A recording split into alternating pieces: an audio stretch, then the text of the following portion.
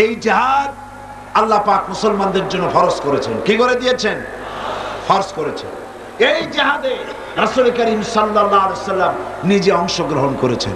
যারা বলেন ধর্ম এবং রাজনীতি আলাদা, তাদের জানা দরকার রাসূলুল্লাহ রাষ্ট্র পরিচালনা করেছেন, তিনি জিহাদ করেছেন ময়দানে। করেছেন না জিহাদ? জিহাদ করেছেন, রক্ত দিয়েছেন, দান মুবারক শহীদ করেছেন উহুদের ময়দানে।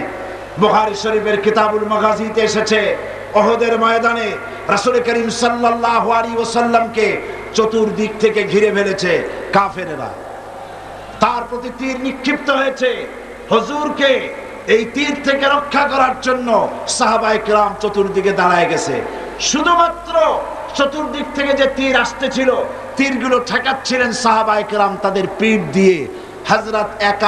হযরতে তালহা রাদিয়াল্লাহু তাআলা আনহু একা হযরত তালহার পিঠে রাসূলুল্লাহকে হেফাজত করার জন্য ৮০টি তীর প্রবেশ করেছিল।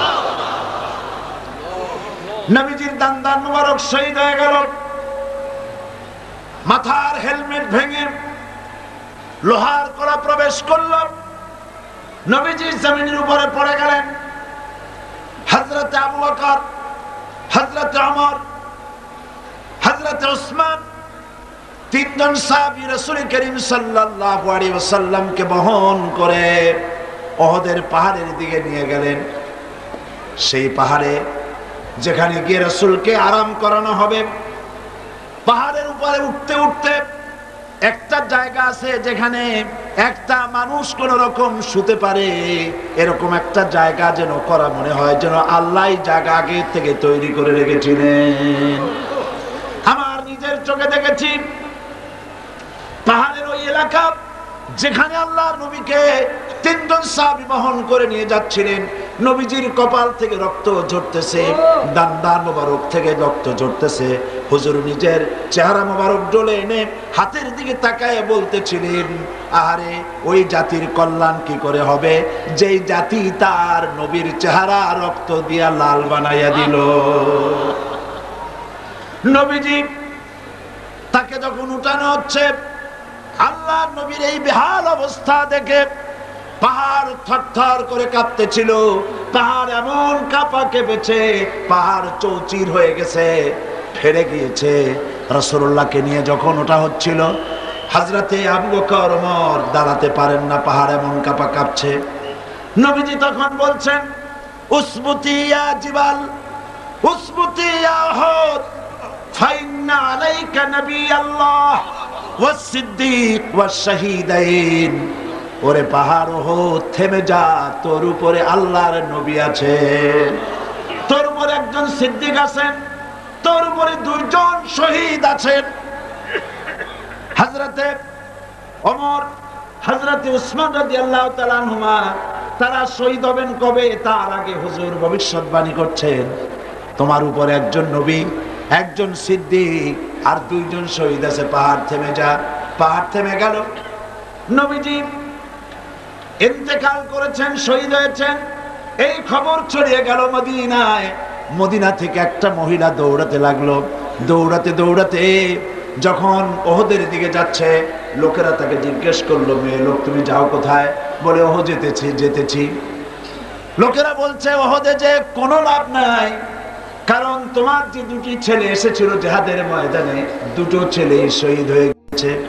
মহিলা বলতেছেন, কে শহীদ হয়েছে শুনতে চাই না, তাড়াতাড়ি করে বলো আল্লাহর নবী কেমন আছেন। আবার অগ্রসর হয়েছেন। আরেকজন বলছে, মহিলা যাও কই? বলে উহুদে যেতেছি। কই যায় কোনো লাভ নাই, তোমার বাবা যে এসেছিলেন তিনি শহীদ হয়ে গেছেন। মহিলা বলছেন, কে শহীদ হয়েছে শুনতে চাই না, বলো নবীজি কেমন আছেন। দৌড়ে দৌড়ে নবীজির কাছে গিয়া নবীজির জীবিত চেহারা মুবারক দেখে বলছেন, ইয়া রাসূলুল্লাহ, আমার পিতা মরা শোক, আমার কলিজার টুকরা দুইটা সন্তান মরা শোক সব আমি ভুলে গেছি। আল্লাহর নবী আপনি জীবিত আছেন, এটাই উম্মতের বড় পাওনা। নবীজি জিহাদ করেছেন, রক্ত দিয়েছেন, তার একটি মাত্র কারণ ছিল, জমিন হলো আল্লাহর, আইন চলবে কার? জোরে বলেন, জমিন আল্লাহর, আইন চলবে কার? আলা লাহুল খালকু ওয়াল আমর ইনিল হুকমু ইল্লা লিল্লাহ। জমিন আল্লাহর, আইন চলবে আল্লাহ। কারো বাপের আইন দিয়ে দেশ চলতে পারে না। আইন চলবে কার? আল্লাহ পাকের আইন দিয়ে দেশ চলবে। এটাই ছিল নবী করিম সাল্লাল্লাহু আলাইহি ওয়াসাল্লামের ইচ্ছা, আল্লাহ পাকের মানসা মুবারক। সুতরাং ইসলাম হচ্ছে একটি বিপ্লবী মতাদর্শ যা সমগ্র পৃথিবীর সমাজ ব্যবস্থার আমূল পরিবর্তন করে নিজস্ব আদর্শ দিয়ে ঢেলে সাজাতে চায়। আর মুসলমান হচ্ছে সেই আন্তর্জাতিক বিপ্লবী দল যারা আল্লাহর রং দিয়ে দুনিয়াকে রাঙাতে চায়। আর এই উদ্দেশ্য হাসিলের জন্য ইসলামী দলের বিপ্লবী চেষ্টা সাধন এবং চূড়ান্ত শক্তি প্রয়োগের নামই হচ্ছে জিহাদ। এটার নাম কি? জিহাদ। ইহুদি, খ্রিস্টান, দুনিয়ার বিভিন্ন জাতি তারা দেশ দখলের জন্য তারা যে লড়াই করে, এই লড়াইয়ের নাম দস্যুতা। এই লড়াইয়ের নাম কি? দস্যুতা। তারা দস্যু বৃত্তি করে দুনিয়ার ছোট ছোট দেশগুলিকে নিজেদের প্রধানত করার জন্য চেষ্টা চালায়। সুতরাং জিহাদের উদ্দেশ্য হবে মানব সমাজে আল্লাহর আইন চালু করা। কার আইন? আল্লাহর আইনকে চালু করা। এটাই হচ্ছে জিহাদের মূল উদ্দেশ্য। আর এই উদ্দেশ্যে যারা লড়াই করে আল্লাহ পাক তাদের উপরে, তাদেরকে ভালোবাসেন, তাদের উপরে আল্লাহ পাক রহমত নাজিল করেন। যারা জিহাদ করে আল্লাহর দ্বীন কায়েমের জন্য, আল্লাহর দ্বীন প্রতিষ্ঠার জন্য, কোরআনের আইন চালু করার জন্য যারা লড়াই করে, তাদের জন্য আল্লাহ পাক রেখেছেন বিরাট নিয়ামত, বিরাট পুরস্কার দুনিয়া এবং আখিরাতে। তবে লড়াই করতে গিয়ে যুদ্ধের ময়দানে শাহাদাতের তামান্না সম্পর্কে রাসূলুল্লাহ বলেছেন, যার ভিতরে শাহাদাতের তামান্না নাই মুনাফিকের মউত হবে। জিহাদের ইচ্ছাও নাই, মুনাফিকের মউত হবে। বলুন নাউযুবিল্লাহি মিন যালিক। এই মুনাফিকের মউত যেন আমাদের না হয়। জিহাদ, আপনারা কি জিহাদকে ভয় পান? রাসূলুল্লাহ বলেছেন,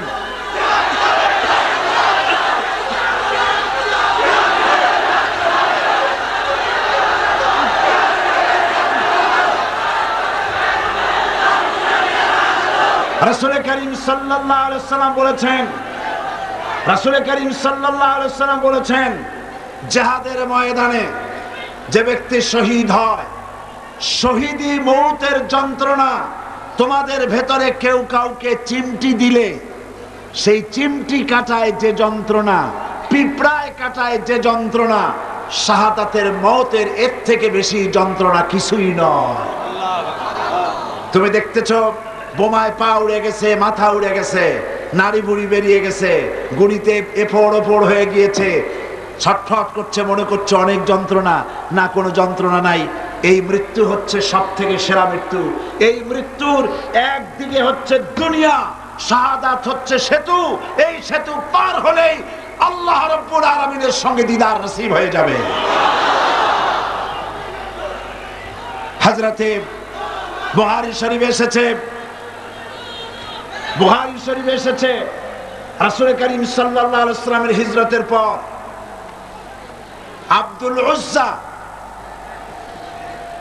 নামক এক যুবক, 20 বছরের যুবক, এতিম, চাচার কাছে তিনি প্রতিপালিত হচ্ছিলেন। তিনি রাসূলের হিজরতের পর চাচার কাছে গিয়ে বলছেন, চাচা, মুহাম্মদ সাল্লাল্লাহু আলাইহি ওয়াসাল্লামের সম্পর্কে আপনার ধারণা কি? তো বলছে, তিনি তো শেষ নবী বলেই তিনি বলেন, লোকেরাও বলে। আব্দুল উজ্জা বলছেন, আপনি কি মুসলমান হবেন? তিনি বলছেন, কখনোই না। ভাতিজা বলছেন, আমার তো ইচ্ছে ছিল আপনি মুসলমান হলে আমার জন্য ইসলাম কবুল করা সহজ হয়ে যায়। তা আপনি যখন ইসলাম কবুল করবেন না, তখন আপনাকে সাক্ষী রেখে আমি বলছি, আমি আর ধৈর্য ধারণ করতে পারছি না। আমি ঘোষণা করলাম, সাক্ষী আপনি থাকুন। আল্লাহকে সাক্ষী রেখে বলছি, আমি আর কাফের রইলাম না, আমি মুসলমান হয়ে গেলাম। লা ইলাহা ইল্লাল্লাহু মুহাম্মাদুর রাসূলুল্লাহ। জোরে পড়েন, লা ইলাহা ইল্লাল্লাহ, লা ইলাহা ইল্লাল্লাহ। লা ইলাহা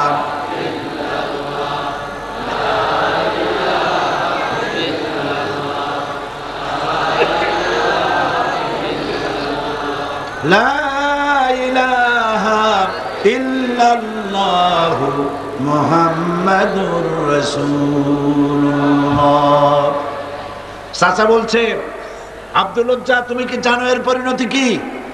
কয় না, জানি না। পরিণতি হচ্ছে তুমি যখন ইসলাম কবুল করেছো, আমি তোমাকে সোনা দানা দিয়েছি, বাড়ি ঘর দিয়েছি, উট ঘোড়া দিয়েছি, সব ফিরিয়ে দাও। তিনি বললেন কোনো অসুবিধা নাই, সব ফিরিয়ে দিলাম, নিয়ে যান। চাচা বলছে এতেই হবে না, তোমার গায়ের জামা, তোমার পরনের লুঙ্গি আমার দেওয়া, এটাও ফেরত দাও। যুবক ছেলে গায়ের জামা এবং পরনের লুঙ্গিও খুলে দিয়ে দিলেন। উলঙ্গ অবস্থায় মায়ের কাছে গিয়ে হাজির। মা নিজের যুবক ছেলেকে উলঙ্গ দেখে দুই হাত দিয়ে চোখ চেপে ধরেছেন। বলছেন, বাবা তোমার এই করুণ দশা কেন? ইসলাম কবুল করার কারণে আমার এই করুণ দশা হয়েছে।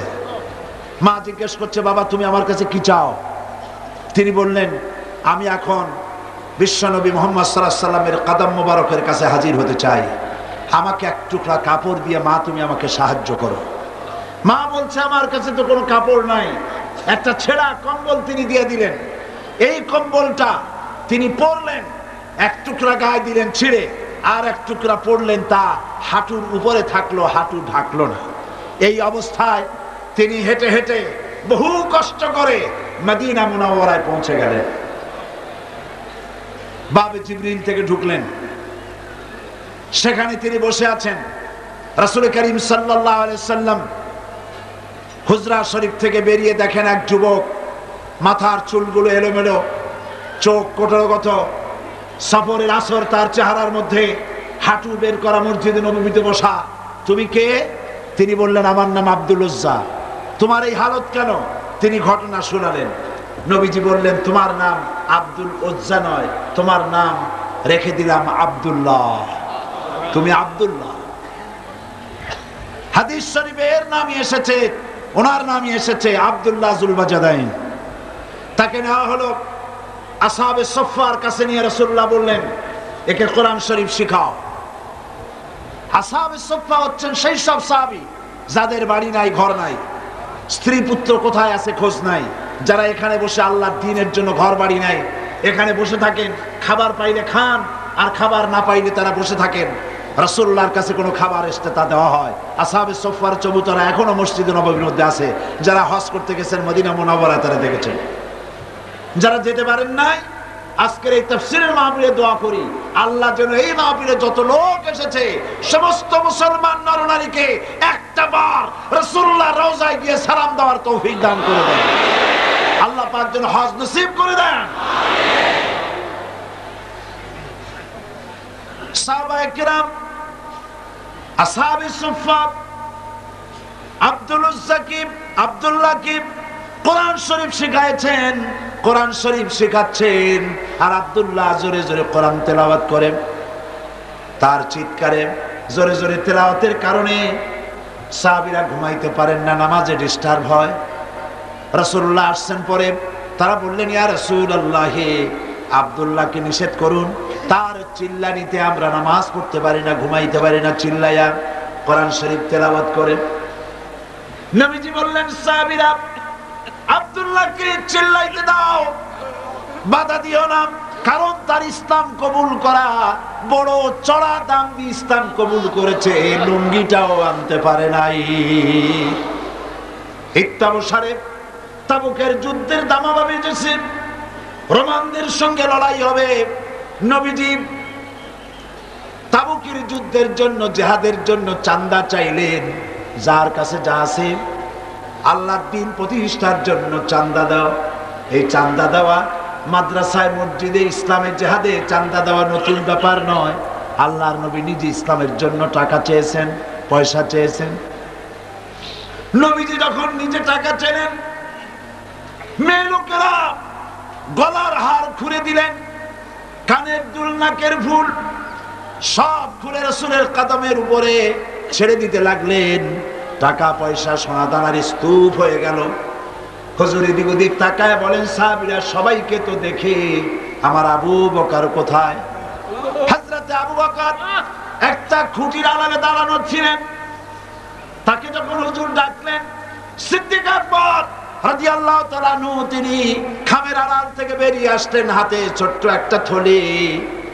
সেই থলিটা হুজুরের হাতে তুলে দিলেন। নবীজি থলির মুখ খুলে ঢাললেন, কয়েক কেজি গম পড়ল আর কয়েকটা দিরহাম। হুজুর হযরত আবু বকরের দিকে তাকায় দেখেন, হযরত আবু বকরের চোখের পানি দাড়ি ভিজে ভিজে পড়ছে। নবীজি জিজ্ঞেস করলেন, আবু বকর, আল্লাহর নবী হযরত আবু বকরের এই দৃশ্য দেখে উপস্থিত সাহাবীদেরকে বললেন, ও সাহাবীরা, তোমরা আজকে সবাই মিলে তাবুকের জিহাদের যে চাঁদা দিয়েছো, যে সাহায্য করেছো, তোমাদের সকলের দানের তুলনায় আল্লাহ পাকের কাছে আবু বকরের দানের মর্যাদা বেশি হয়ে গেছে। তারা প্রশ্ন করলেন, তা কেমনে হলো? মনে মনে চিন্তা করলেন। নবীজি তাদের মনের অবস্থা বুঝতে পেরে আল্লাহ পাকের নবী জিজ্ঞেস করলেন, অমুক অমুক সাহাবী, তোমরা কি দিয়েছো আর বাড়িতে কত আছে? সবাই বললেন, এত দিয়েছি, এত আছে। হযরত ওসমান তো বলেছিলেন, আমার জীবনের সঞ্চিত সমস্ত সম্পদের অর্ধেক এনে নবীজির কদমে হাজির করেছি, আর অর্ধেক আমার বাড়ি আছে। প্রত্যেকেই বলেছে, এত দিয়েছি, এত আছে। হযরত আবু বকরকে যখন নবীজি জিজ্ঞেস করলেন, আবু বকর, তুমি কত দিয়েছো আর বাড়িতে কত আছে? হযরত আবু বকর রাদিয়াল্লাহু তাআলা আনহু বলছেন, ইয়া রাসূলুল্লাহ, আল্লাহ রাব্বুল আলামিনের কসম করে বলি, আবু বকরের ঘরে জাগতিক সম্পদ বলতে যা বোঝায় সবটুকু এনে নবীজির কদম মুবারকে হাজির করে দিয়েছি আমার ঘরে। এখন আল্লাহ তার রাসূল ছাড়া কোনো জিনিস বাকি নাই।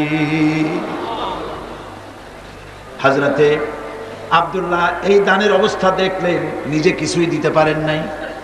যুদ্ধে রওনা করলেন নবীজি ৩০,০০০ সৈন্য নিয়ে।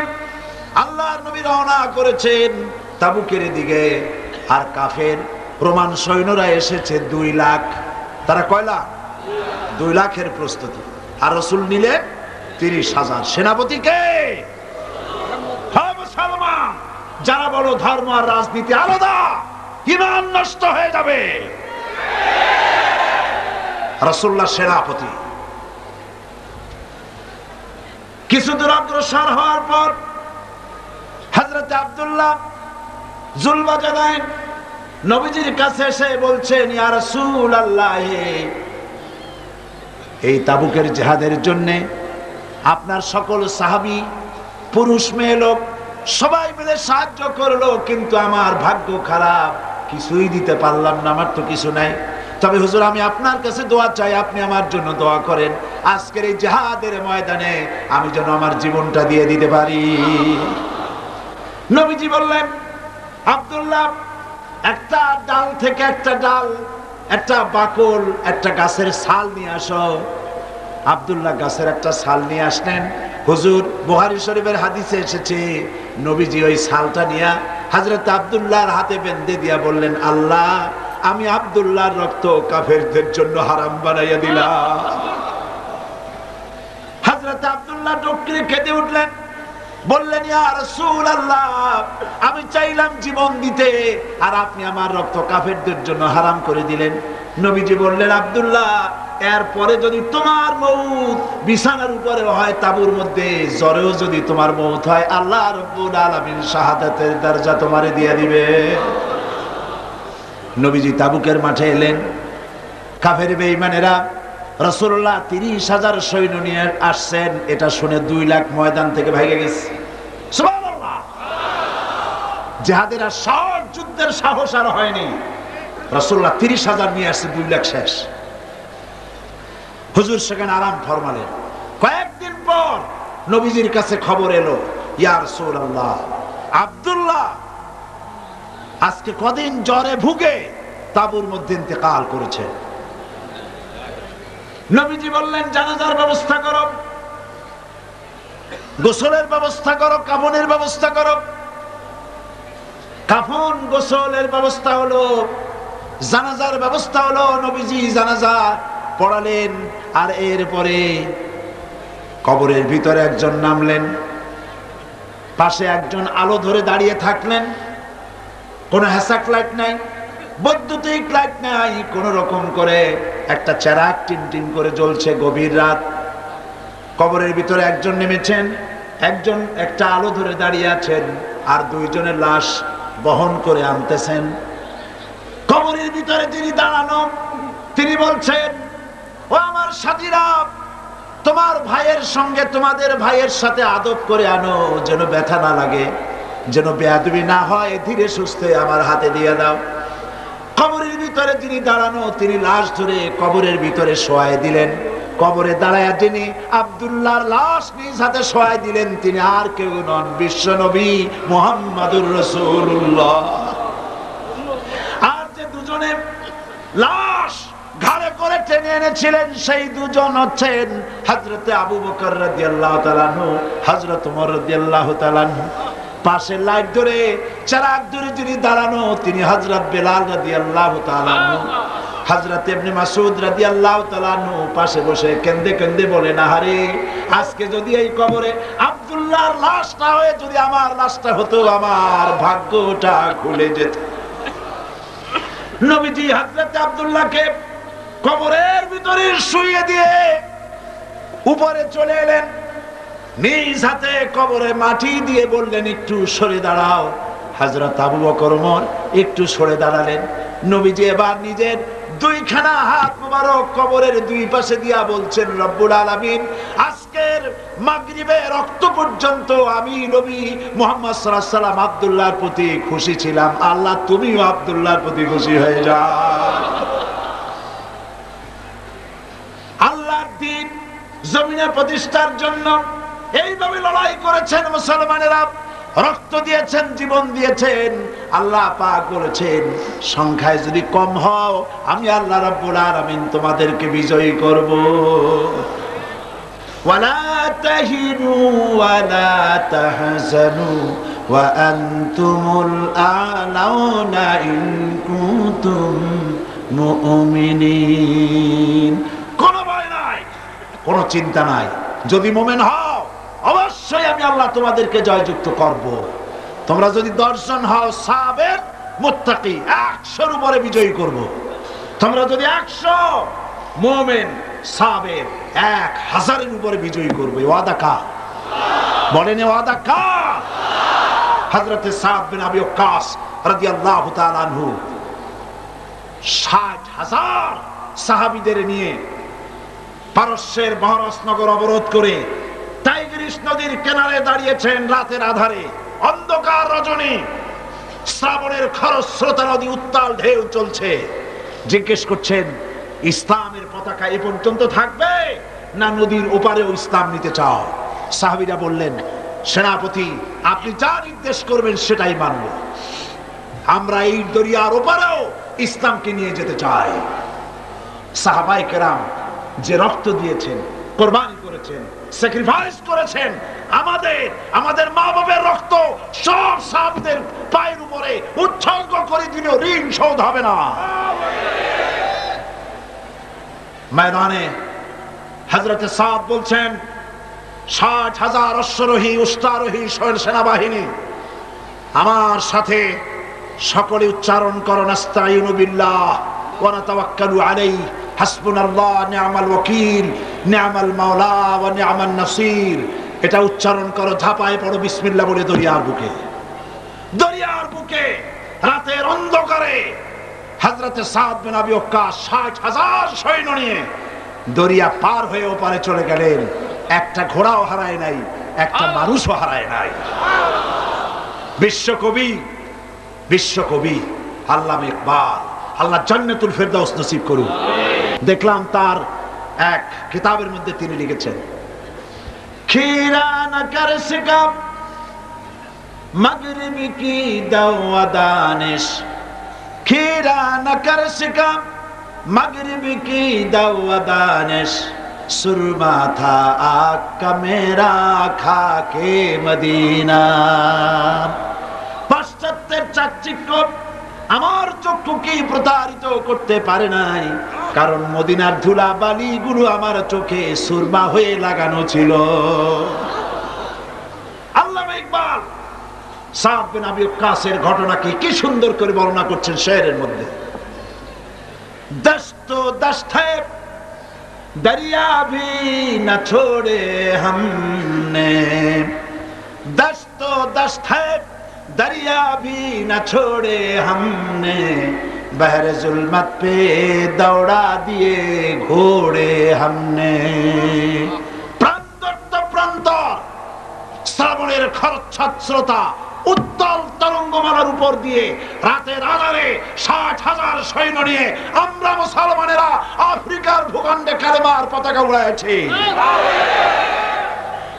সেই মুসলমান আজ পৃথিবীতে ১৩০ কোটি মুসলমানের সংখ্যায় দিক থেকে এত বিপুল সংখ্যা হয়েছে, ইজ্জত নাই, সম্মান নাই। তারা আজকে ইজ্জত, সম্মান, ঈমান সব হারাচ্ছে।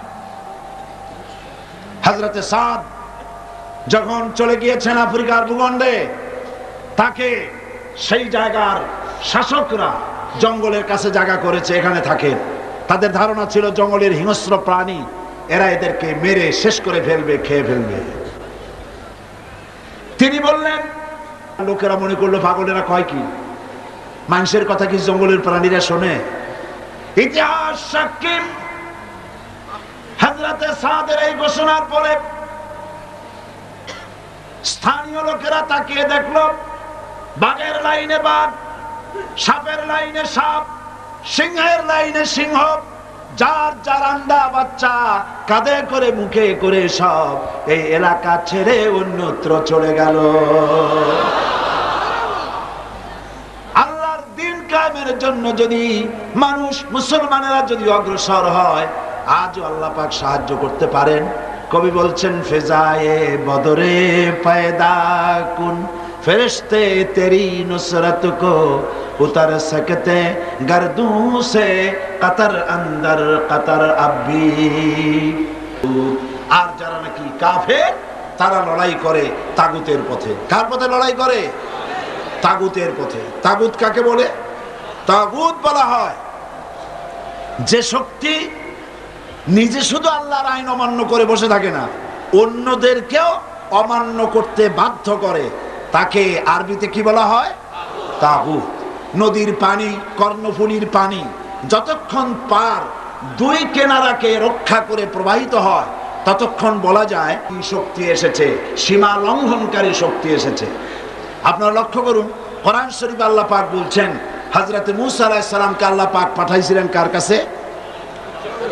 আল্লাহ রাব্বুল আলামিন বলেন, ইযহাব ইলা ফিরআউনা ইন্নাহু তাগা। হে মূসা, সুতরাং এই তাগুতি শক্তির বিরুদ্ধে লড়াই করে যারা, তারাই হচ্ছে মুমিন। আর যারা কাফের, তাগুতের বিরুদ্ধে যারা লড়াই করে তারা হচ্ছে মুমিন, আর তাগুতের পক্ষে যারা লড়াই করে তারা হলো কাফের। এই পৃথিবী হচ্ছে আল্লাহ পাকের। এই পৃথিবী কার? আল্লাহ পাকের। এই পৃথিবীতে আল্লাহ ছাড়া অন্য কারো সৃষ্টি আছে? সমস্ত সৃষ্টি জগৎকে কে সৃষ্টি করেছেন? চিল্লায় বলুন। সে আল্লাহ রাব্বুল আলামিন শুধু মুসলমানদের নয়, আমি আজকে আলোচনার শুরুতেই সম্বোধন করেছি অমুসলিম ভাইদেরকেও। লক্ষ্য করেছেন? তার কারণ কি? তার কারণ হচ্ছে কোরআন শরীফ শুধু মুসলমানদের জন্য আসে নাই। হাদা বায়ানুন লিন্নাস হুদাল লিন্নাস, এটা আসছে গোটা পৃথিবীর সমস্ত মানব মণ্ডলীর জন্য। সেই জন্য আল্লাহ পাক তিনি ঘোষণা করছেন, ইয়া আইয়ুহান নাসু উবুদু রাব্বাকুমুল্লাযী খালাকাকুম ওয়াল্লাযীনা মিন ক্বাবলিকুম লাআল্লাকুম তাত্তাকুন। হে মানব সকল, হে বিশ্বের মানব সকল, উবুদু রাব্বাকুম আয় আতিউ রাব্বাকুম, দাসত্ব করো, গোলামি করো কেবলমাত্র তোমার সেই রবের, যিনি তোমাদেরকে সৃষ্টি করেছেন এবং তোমাদের পূর্বপুরুষদেরও যিনি সৃষ্টি করেছেন, তার আনুগত্য করো, তার গোলামি করো। গোলামি করার মধ্যেই শান্তি। কিসের মধ্যে শান্তি? বলেন সবাই, কিসের মধ্যে শান্তি? গোলামি করার মধ্যেই শান্তি। কার গোলামি? পীর সাহেবের গোলামি, মন্ত্রীর গোলামি, রাষ্ট্রপ্রধানের গোলামি, খাজা বাবার গোলামি? কার গোলামি? আল্লাহ রাব্বুল আলামিনের গোলামির ভিতরেই শান্তি। আল্লাহ পাক বলছেন, আফা গায়রা দীনিল্লাহি ইয়াবগুন ওয়া লাহু আসলামা মান ফিস সামাওয়াতি ওয়াল আরদি তাওআন ওয়া কারহা।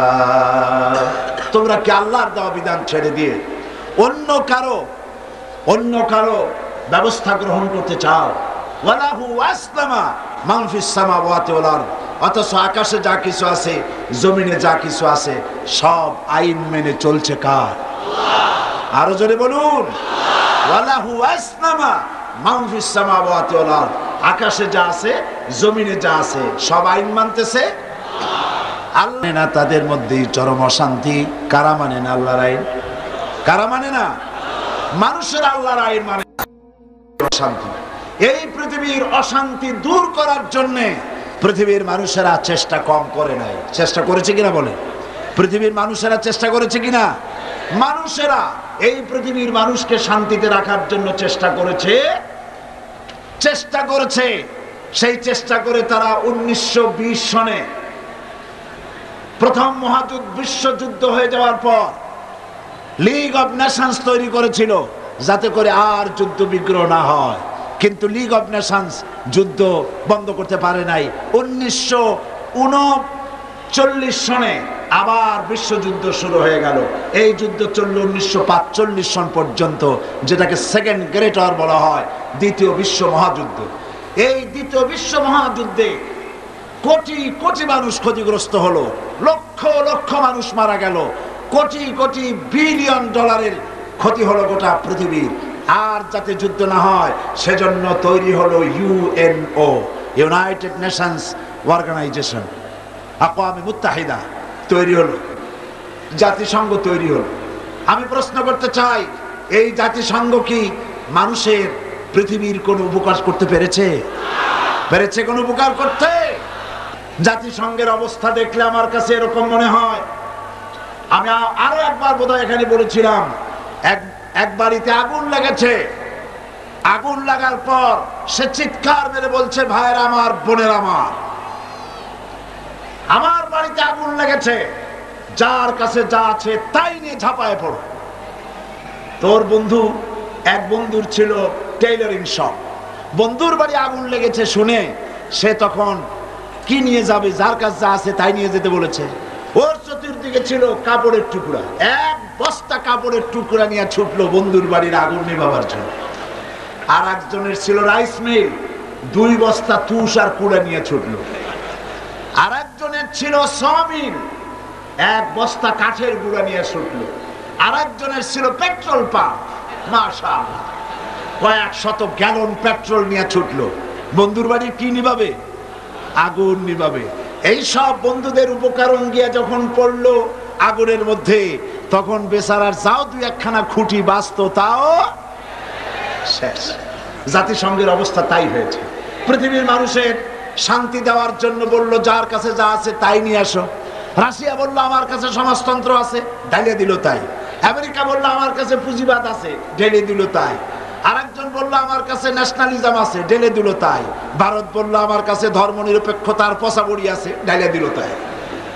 সুতরাং পৃথিবীর মানুষের তৈরি করা এই সব মতবাদ ঢাললো যেই জাতিসংঘের মধ্যে, সেইখানে পৃথিবীর অশান্তির আগুনের ভিতরে ঘৃতাহুতি দিয়ে গোটা দুনিয়ার অশান্তির আগুনকে 1000 গুণে প্রজ্বলিত করে দিয়ে দুনিয়ার মানুষকে ভেজে পুড়ে শেষ করে দিল।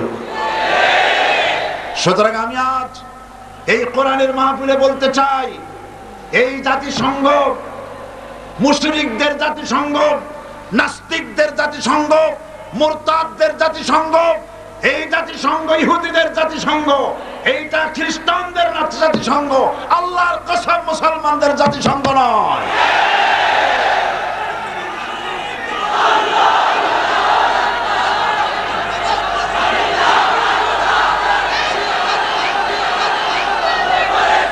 মুসলমানদেরকে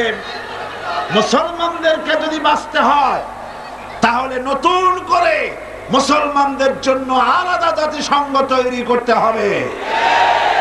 তাহলেই পৃথিবীর মানুষ সেই ইসলামের আইন দিয়ে পৃথিবীর মানুষ শান্তি পেতে পারে। বিশ্বব্যাপী শান্তির মূল ফর্মুলা দিয়েছেন আল্লাহ। কে দিয়েছেন? আল্লাহ রাব্বুল আলামিন শান্তির ফর্মুলা দিচ্ছেন। দুনিয়ায় কাফের বেঈমানেরা হাজারো জাতিসংঘ যদি বানায় শান্তি দিতে পারবে না। শান্তির জন্য আল্লাহ রাব্বুল আলামিন ফর্মুলা বলছেন, পদ্ধতি বলে দিচ্ছেন। তাআলাউ ইলা কালিমাতিন সাওয়াইন বাইনানা ওয়া বাইনাকুম আল্লা না'বুদা ইল্লাল্লাহ ওয়া লা নুশরিকা বিহি শাইআ। আল্লাহ পাক বলছেন, হে নবী আপনি বলেন, কুল তাআলাউ ইলা কালিমাতিন সাওয়াইন বাইনানা ওয়া বাইনাকুম। এসো হে আহলে কিতাব, হে খ্রিস্টান জগৎ, এসো তোমরা আর আমরা এমন একটা কথায় একীভূত হই, একত্রিত হই, যা তোমাদের জন্য আর আমাদের জন্য সমভাবে প্রযোজ্য। এমন একটা কথায় আমরা একত্রিত হই। সেই কথাটা কি? সেই কথা হলো আল্লাহ না'বুদা ইল্লাল্লাহ, আল্লাহ ছাড়া কারো দাসত্ব করব না। আল্লাহ ছাড়া কারো দাসত্ব করব না। আল্লাহ ছাড়া কারো গোলামি করব না। ওয়ালা নুশরিকা বিহি শাইআ, আর আল্লাহর সাথে কাউকে শরীক স্থাপন করব না। ওয়ালা ইয়াত্তাখিযা বা'দুনা বা'দান আরবাবাম মিন দুনিল্লাহ, আর আমরা পরস্পর পরস্পরকে প্রভু হিসাবে কেউ কাউকে গ্রহণ করব না। এই তিনটা ছিল ফর্মুলা। শান্তির ফর্মুলা কয়টি? তিনটি। এই তিনটি ফর্মুলা অনুযায়ী যদি দুনিয়া চলতে পারত, এই দুরবস্থার সৃষ্টি হতো না। আল্লাহ ছাড়া কারো দাসত্ব করব না। আজকে এই কথা কি আমরা মানি? জোরে বলেন, মানি? আল্লাহ রাব্বুল আলামিন বলেছেন, وقاتلوهم حتى لا تكون فتنة ويكون الدين كله لله। লড়াই করো, সংগ্রাম করো ততক্ষণ পর্যন্ত, সেই পর্যন্ত লড়াই করো যতক্ষণ পর্যন্ত তোমাদের ফিতনা ফাসাদের শেষ শিকড়টুকুনো উঠে না যায়, ততক্ষণ পর্যন্ত লড়াই করতে থাকো।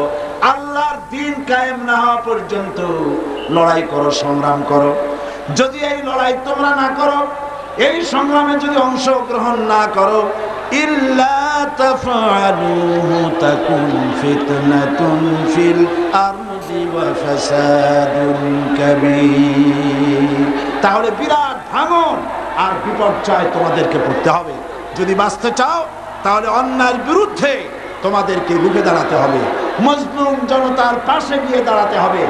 আর চেচনিয়ার মুসলমানদেরকে রাশিয়া পেট্রোল দিয়ে পুড়িয়ে পুড়িয়ে মুসলমানদেরকে মেরে শেষ করে ফেলছে। দুনিয়ার মুসলমানদের কোনো কথা নাই। আছে কথা? আছে কথা? 12 কোটি দেশের 12 কোটি জনগণের দেশ এই বাংলাদেশে একটা সরকার আছে না মরে গেছে? এই সরকারের পক্ষ থেকে একটি কথাও চেচনিয়ার পক্ষে রাশিয়ার বিরুদ্ধে বলার মতো সাহস এদের নাই। কাশ্মীরের মুসলমানদের উপরে নির্যাতন চলছে, তাও সেখানে দেখার কেউ নেই। আল্লাহ পাক এর জন্য বলেছেন, ওয়ামা লাকুম লা তুকাতিলুনা ফি সাবিলিল্লাহি ওয়াল মুস্তাদআফিনা মিনার রিজালি ওয়ান নিসা ওয়াল বিলদানিল্লাযীনা ইয়াকুলুনা রাব্বানা আখরিজনা মিন হাযিহিল ক্বরিয়াতিয যালিমি আহলুহা। ওয়ামা লাকুম, তোমাদের কি হয়েছে? কেন লড়াই করো না, সংগ্রাম করো না ওই সব নিপীড়িত নিগৃহীত জনগণের পক্ষে যারা নাকি চিৎকার করে বলছে, নির্যাতিত আবাল বৃদ্ধ বনিতা চিৎকার মেরে বলছে, রব্বানা আখরিজনা মিন হাযিহিল ক্বরিয়াতিয যালিমি আহলুহা, আয় আল্লাহ তাআলা এই জালিম অধ্যুষিত এলাকা থেকে আমাদেরকে বহিষ্কার করো, আমাদেরকে আশ্রয় দাও, তোমার পক্ষ থেকে আমাদের জন্য সাহায্যকারী পাঠাও। এই বলে যখন চিৎকার মারে তখন তোমরা তাদের পক্ষ সমর্থন করে কেন সংগ্রামে লিপ্ত হও না। আল্লাহ রাব্বুল আলামিন একথা কোরআন শরীফে বলেছে। বন্ধুগণ, আল্লাহর রাস্তায় জিহাদ